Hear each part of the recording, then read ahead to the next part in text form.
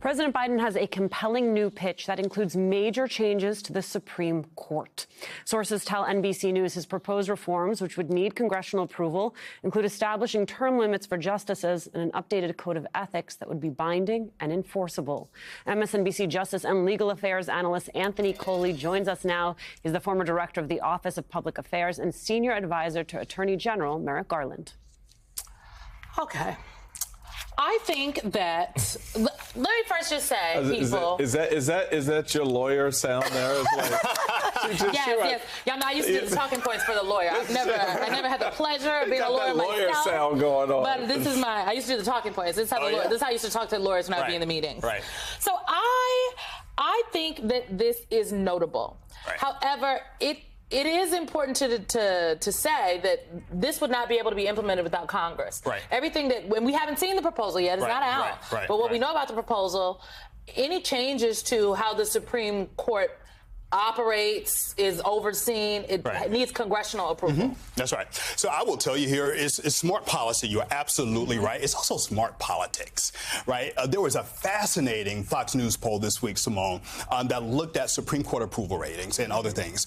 Supreme Court now has a 60% disapproval rating, the highest ever, 38% approve of their job. But even more importantly, this poll found broad, widespread approval for both term limits and mandatory retirement age. And this tells me, Michael, it tells me, Alicia, it tells me that people are paying attention to this court in ways that I don't think Donald Trump and the Republican campaign appreciated that people are paying attention to it. So my hope here is that whatever Joe Biden comes up with, that is not just policy points in a white paper that they stick on a shelf, that they make this a central plank of their campaign, right, where they are focused on a fight for our freedoms and our future. They're fighting against all forces, Simone, that would take us back and not move us forward.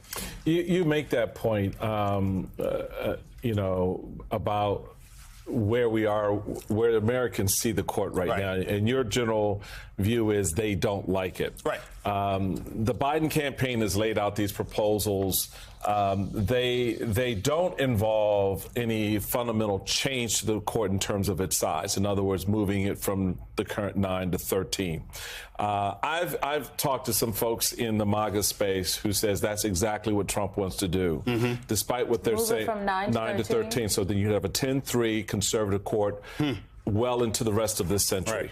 So I think to your point, the reality Simone's about to leave. I gather my items so I can go because Alicia, this is crazy. But wait a minute. But it makes sense. It makes logical sense, despite what you think you're hearing from the right about the left wants to expand the court and all these other things. That's part of their playbook. I mean, how do you lock in the court for the rest to the end of this century?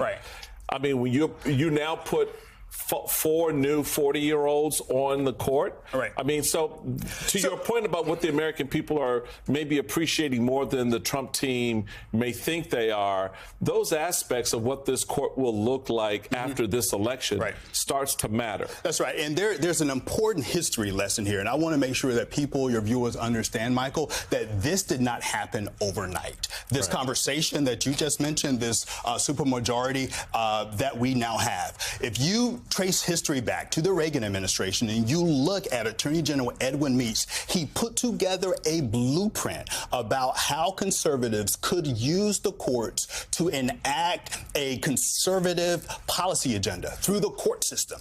And so that was 1985, I believe it was, when Reese was Reagan's second Attorney General. And so we are now at a point where with this conservative supermajority, Michael, we have people on this court who don't belong on this court. Neil Gorsuch, I would argue Amy Coney Barrett. We have people on this court making decisions who should be recused because of ethical conflicts. And so we have a conservative supermajority that is doing what Edwin Meese wanted them to do, prime the pump to happen back in 1985, which is using the courts and the judicial process to enact a conservative agenda that's taking away people's rights. That's how they got rid of Roe v. Wade and so many other things. I was going to use repro as the example. We've only got a little less than a minute left, but I also want to connect some other dots with you, Anthony, which is this is from Melissa Murray. Justice Thomas strikes again. Not only did a majority of the court give presidents almost unfettered license in the immunity case, Justice Thomas concurred separately to question the constitutionality of the special counsel. He laid the table, and Judge Cannon took a seat. Right. The curious case of Eileen Cannon. She should, now I'm going to grab my stuff and go. Yeah. I mean, you want to talk about someone who has ignored precedent, right? I mean, there were 8 different judges, Alicia, appointed by Republicans and Democrats who have already ruled on this issue about the appointment of a special counsel. So she is ignoring precedent. This is what I'm talking about, and it's the same type of thing that the Supreme Court is doing. They are ignoring settled law. They are ignoring precedents to bring about the objective that they want. In this case, the courts clearly want Donald Trump to be president again and appoint justices perhaps to the Supreme Court in the vein of Eileen Cannon. And that, I think, should frighten all of us who love our democracy and are pro-Constitution.